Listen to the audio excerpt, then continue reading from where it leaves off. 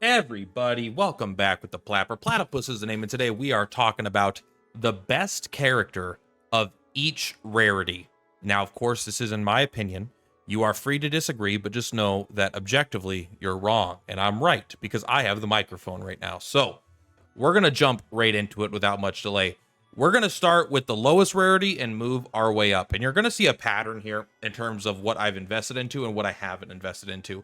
I actually think Common has probably any of these four, I think you could say are the strongest for different reasons. Probably realistically one of these three. But personally, you probably already know Outlaw Archer, I think, is the most powerful common unit. And we're going to give a quick overview of the unit. We're not going to go too much into depth. We're just going to highlight the things that matters, right? The physical damage isn't that important. The ability to do a level 2 debuff is actually nice, but it doesn't come up that much. But really, what it's going to come down to is just what a set of great skills. So Luxite Shrapnel is very, very good, right? There are other units that have it, even other units in common that have it, but this unit is already a ranged unit, and they could stay at a range while they do it. A lot of the characters, I think the other character that has it is like the Assassin or something has it, which is fine. But not just that. They even have a way to lower attack here if you need an attack down 2. They have a way to lower physical defense here if you need that. And also, Place Trap is like really good. This stops movement. I don't think it says anywhere that it does that, but it seems like if an enemy, and interrupts their turn. This is so good for PvE. Obviously during PvP, it's not going to be the best, but mostly what we're doing is PvE. And so if an enemy walks on top of this and it just ends their turn, that is a really sick ability. I absolutely love it. Not to mention, they also do have a very, very good ability in foot sniping.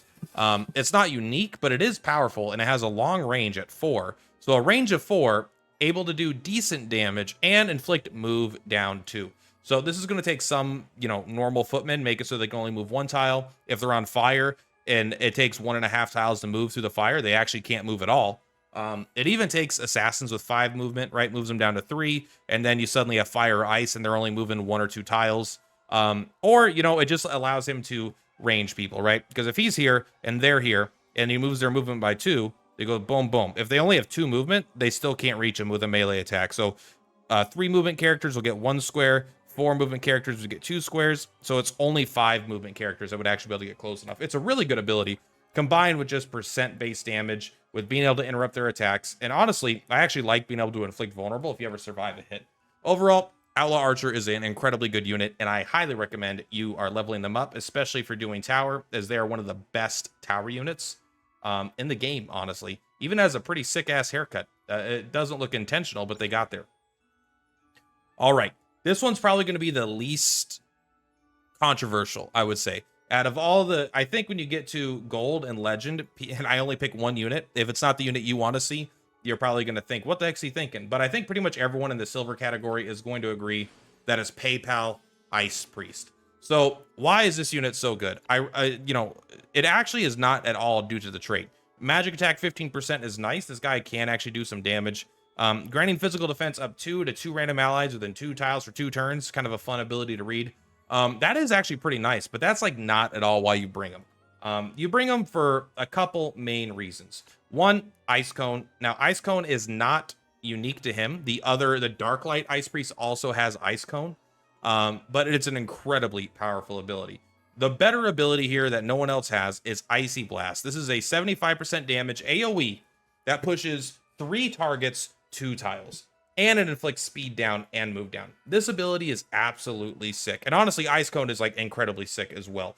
But this ability, if you can knock things, I've killed 3 enemies with this ability multiple times by knocking them off cliffs. It is so good. And then when you get into their other skills here, right, even at the really top end here, they've got Ice Age. Just create a massive amount of ice, does speed down, move down. You basically get the same ability, but in a straight line of 5 tiles. It does go 2 tiles further straight, but it affects way less tiles. Which one is better, I think, is dependent on your situation. I personally like Ice Age more, but Ice Shock is only 3 energy and probably more useful on average.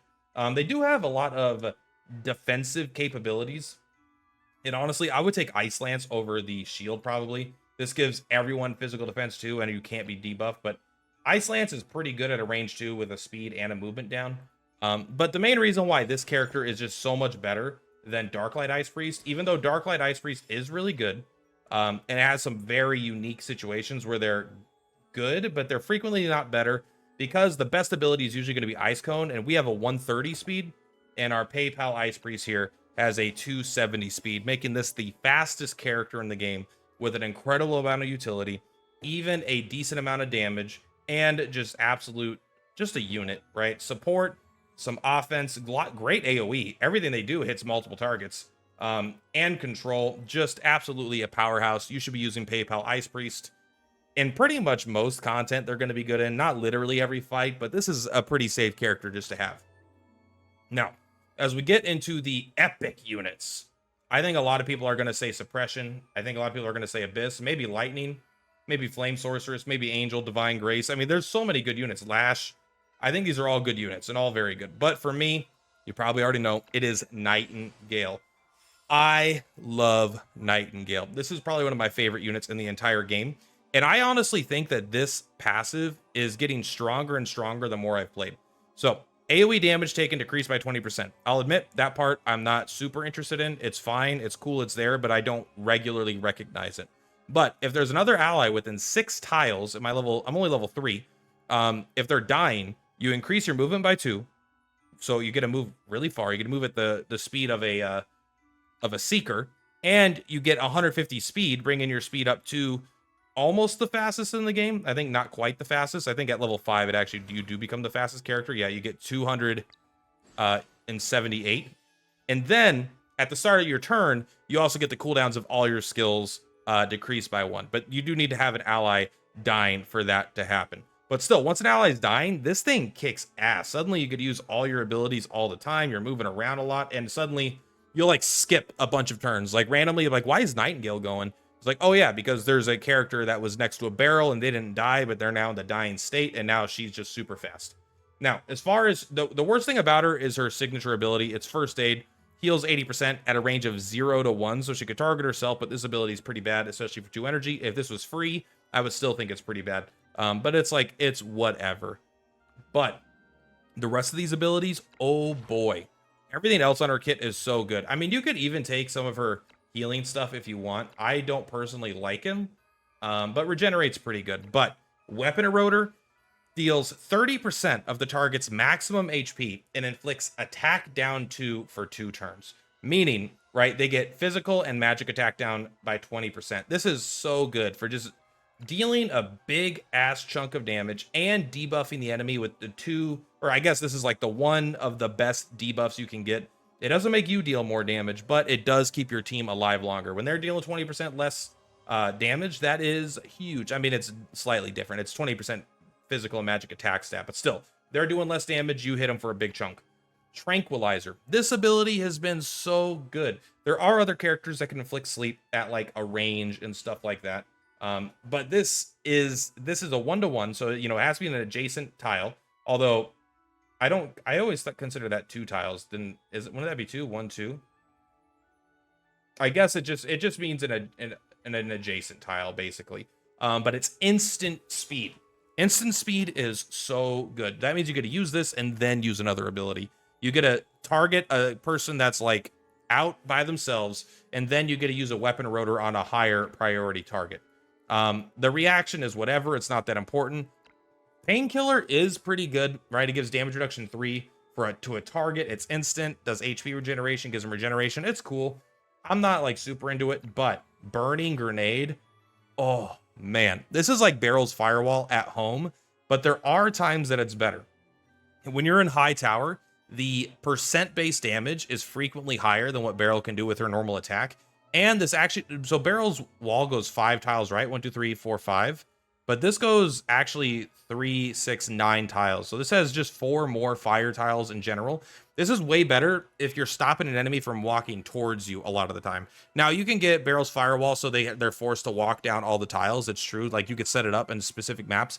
But usually, if there's 2 enemies, you could just throw this down, and they're just going to trudge through it. And the fire makes them use an extra half movement tile, like, per move. So they're actually not going to be able to move as far. They're going to get stuck in it. They're going to get scorched. If you hit them with it directly, it does a 10% of their damage. It sets barrels on fire, and it's one of the best abilities in the game. The only downside of it is that it has a 3-turn cooldown. Same with this and same with this. They all have a 3-turn cooldown. However, this is on Nightingale. Again, if you have a character that's dying, suddenly these are getting -2 cooldown a turn, and you're probably you can't even use these in the same turn. So you might do something like start with Weapon Eroder. Next turn, you go up, you Tranquilize, and then Burning Grenade a group. And then the next turn, if you have a dying ally, you have Weapon Eroder again. And then the turn after that, you have Burning Grenade and Tranquilizer up again. So you actually always have an incredibly powerful thing to do. You actually wouldn't even have the energy to probably maintain that. But you've always got something very powerful to do with Nightingale. I am always happy when she's on the team. She's not always the most impactful, but she's always doing something super useful. Now, she's not the best if you're going to do like if you're wailing out on content and you're just killing shit in one hit anyway, she's not going to be the best. You might want a character that's able to go and hit a bunch of stuff, but when it comes to the hardest content in the game, she has been an absolute all-star for me this entire game. Now, we're going to get to the legends here. Now, listen, my favorite character in the game is Guzman. My other favorite character in the game is Edda. And Rawia, I also think, has potential to be the best character in the game. And as you can see here, I don't have them all, right? I am going to go with, I already know who I'm going with. I think this might be the most, maybe this will be the most controversial one. I think Beryl is the best character in the game right now. I think you could make a case for a lot of characters. I think you can make a case for Gloria. You can make a case, I think you can make a case for Rawia just on hard content. You could easily make a case for Inanna. But I'm going to go with Beryl here. I think Beryl is just too good at everything in the game right now. Gloria is good at everything in the game in an indirect sense. She does some decent damage, but she's mostly a buffing support unit that can then alternate to switching, you know, off on damage. Beryl is good at just like literally everything that you want. Do you want support? Do you want insane damage? Do you want tower pushing units? Do you want control? She doesn't have the best when it comes to debuffs, but like everything else, she is so good. Let's take a look here.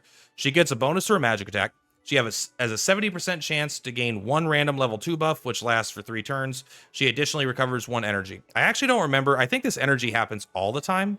I actually am not sure if it only happens 70% of the time or if she always gets that energy regardless. But let's take a look at her kit. One, her default Choo Choo Choo is just, this ability is so fucking good. It does 50% damage 3 times. So it's doing effectively 150% damage and you get armor piercing. So you're ignoring 40% of their defense when attacking. This is just such a fucking powerful ability. It's expensive, but it doesn't matter on Beryl. Once you get the energy restoration, she actually just has 3 energy every single turn plus every turn. This ability is absolutely fucking sick. It does so much damage. Like her single target is insane. And I want to give a shout out to Casual Search. This ability is not used that much because it's across from maybe the best ability in the entire game. But Casual Search is random. Basically what you do is you get like 1 of 4 attacks, but they are fucking good. The only one that's not great is the heal. That one's like a little weak, but the other ones are just like a range 3 AoE knockback, fire damage, scorch, like stone. The other one just like instantly freezes a target. Freeze is an insane status effect because it's like stunned, but it's like sleeping them, but for 2 turns, and you can still damage them with magic attacks and they won't unfreeze. If you hit them with fire, they unfreeze. But as long as you hit them with magic that isn't fire, they stay frozen. Absolutely sick. Oh, you can even see right here. Freeze Luxite is insane. Fiery Luxite is insane, and It's Gonna Blow does the most damage of almost any skill, but it hurts your allies as well, so you got to be careful with that. But Fiery Luxite is super unique because you could throw it like 3 tiles, and then the tile you hit it on knocks enemies back, but it also hits adjacent tiles, and it knocks them like away from the center. So you can do some really creative pushes with Fiery Luxite, but it is random. Now, so this ability is insane, but it is across from Wall of Flame. Wall of Flame is maybe the best ability in the game. It is like Nightingale's Firebomb, but usually it's better. Not always, but usually it's better. This does, because especially if you're not in insane content, the actual damage is going to be super relevant on this. But it does 5 rows of Burning Tile for 2 turns, and she could use this literally every turn. So you could set up boom, boom, boom. You could have like 2 rows of 5 tiles all the time. You could manipulate enemies so they have to walk along it the long way. It makes enemies move worse. It does good damage. Wall of Flame is one of the best, if not literally the best ability in the game. She also has energy regeneration. This is super important on her because a lot of her shit is expensive. Wall of Flame especially. She's got great damage negation. 40% less, 25% less range damage, 40% less AoE. That's pretty darn good. But Try This is a try hard. This ability is so good. Heals all other allies within 3 tiles around the character, restoring 10% HP. That's not much. And 2 energy. Everyone gets 2 energy. This is better than Candlelight, whose entire kit is giving people energy. This is better than pretty much everything in the game in terms of giving everyone energy. Absolutely insane ability, especially if there's like a turn where you can't quite reach where you want to hit. And like the thing is, sometimes I don't ever use it because that is firewall every turn. But if you don't have a turn where you can't firewall, this is really good. She has Flaming Meteor, which is really good for AoE. It's not the best ability in the game because this is on other characters, like Darklight Fire Priest has this. But it is better on Beryl because she just has better damage in general, I believe. But typically I wouldn't get this ability. But still, if you need a fucking massive AoE, this will work. But it does take 2 turns to do it. Bang. This ability is actually crowd control. It just does 80% single target physical damage. So she does physical damage if you need her to, based off of her magic attack. And there's a 30% chance to just stun them for a turn. So you could even bring her into fights where they have insane magic defense and still do something. Especially because her other one here is the ability to scorch, right? This scorches, this scorches, this can scorch. Maybe this one actually can't scorch. It can if they're on a tile that can burn, but absolutely insane. Rank 11, worst ability, First Aid. It's the Nightingale starting ability. It sucks, but boom. Holy shit. Talk about an AoE powerhouse. It costs 5. But you cannot move before performing this skill. She attacks any enemy within 2 tiles 5 times. With hits randomly divided amongst those within range. So you can see here, it attacks within this range here, and it hits things 5 times. Each of those hits does a 30% AoE magic damage, so it's a total of 150%. But that 30% does it to all enemies within 1 tile. So if it hits here, it hits the whole area around them. So it basically hits every single person in here with 150%. And each of those hits has a 50% chance of inflicting Scorch. So realistically, it's going to do 150% magic damage and a massive AoE.